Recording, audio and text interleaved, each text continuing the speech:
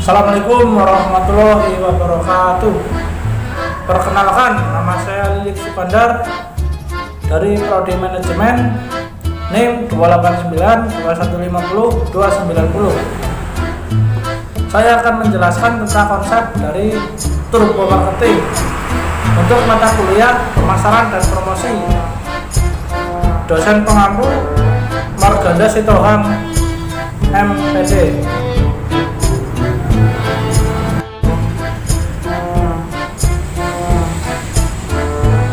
Apa itu turbo marketing? Turbo marketing adalah bagian dari strategi pemasaran untuk penetrasi bisnis terhadap beberapa strategi dalam turbo marketing. Turbo marketing ini pertama kali digagas oleh Philip Kotler melalui artikelnya dalam The Journal of Business Strategy dengan judul Turbo Marketing Talk Time Compression. Turbo marketing merupakan konsep baru dalam dunia marketing, yaitu pemasaran yang menghendaki layanan tercepat bagi konsumen.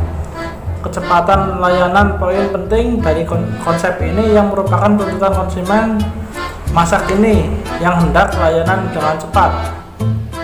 Konsep ini lahir karena adanya gejala pemasaran yang menuntut layanan tercepat bagi konsumennya. Konsep turbo marketing. Konsep dari strategi turbo marketing adalah time compression, yaitu dengan cara memepetkan waktu dan mempersingkat waktu untuk memberikan layanan kepada konsumen secara cepat. Kemudian apabila produk dibuat dengan kualitas baik, harga terjangkau, pelayanan yang baik, maka produsen yang memberikan pelayanan cepat terhadap konsumen akan memenangkan persaingan. Biasanya apabila ada perusahaan yang berhasil menerapkan strategi mempersingkat waktu, maka dia akan terus berlari meninggalkan pesaingnya di belakang. Karena secara natural orang akan lebih memilih pelayanan yang cepat dan dilayani dengan ramah daripada produk yang pelayanannya tidak memperhatikan kebutuhan dan keinginan konsumen. Ada pepatah yang mengatakan bahwa leaders never rest, bahwa pemimpin tidak pernah berhenti untuk menciptakan inovasi baru. Pengusaha haruslah orang yang kreatif dan tidak pernah berhenti untuk terus melakukan inovasi baru dalam mengembangkan produknya. Model strategi marketing. Model strategi lama yang mengharuskan terjadinya pertemuan dalam marketing sudah bergeser secara terhadap dan pasti. Pada gelombang pertama, persaingan marketing ditandai dengan produsen membuat strategi harga barang lebih murah dari pesaing dengan cara bekerja lebih efisien.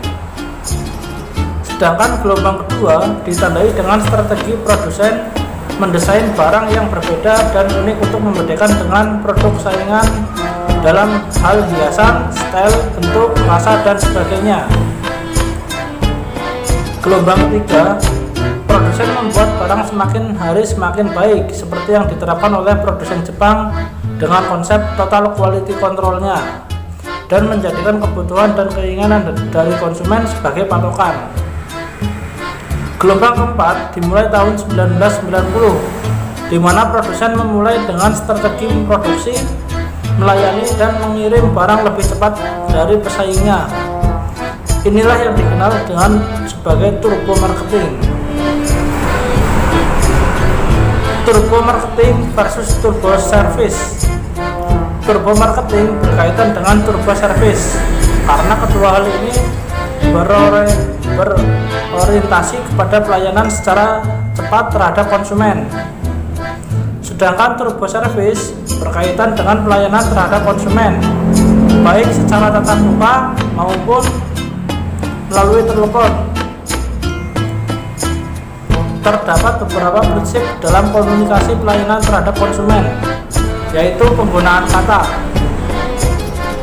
Gunakan kata yang jelas dan tidak membingungkan, dan pastikan lawan bicara mengerti apa yang Anda sampaikan.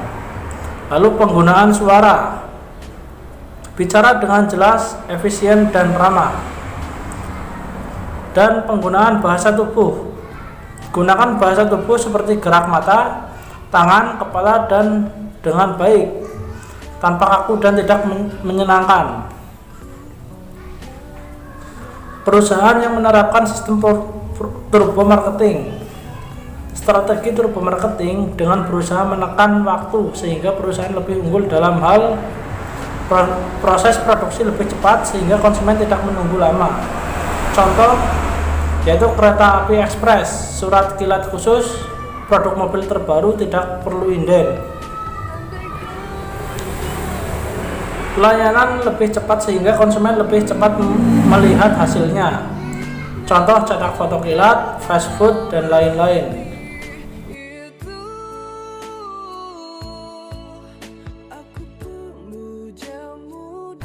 Kelebihan dan kekurangan turbo marketing. Kelebihan dari turbo marketing yaitu 1. Dapat meningkatkan dan mempertahankan loyalitas pelanggan, sangat sesuai dengan gaya hidup masyarakat modern, membutuhkan serba mudah dan cepat, bisa bersaing dengan kompetitor dari sisi kecepatan pelayanan. Lalu ada kekurangan dari turbo marketing. Yang pertama yaitu membutuhkan biaya cukup mahal untuk membuat call center. Harapan pelanggan sangat besar untuk bisa mendapatkan pelayanan cepat. Harus menyediakan call center 24 jam. Sekian penjelasan saya tentang turbo marketing. Mohon maaf apabila ada salah.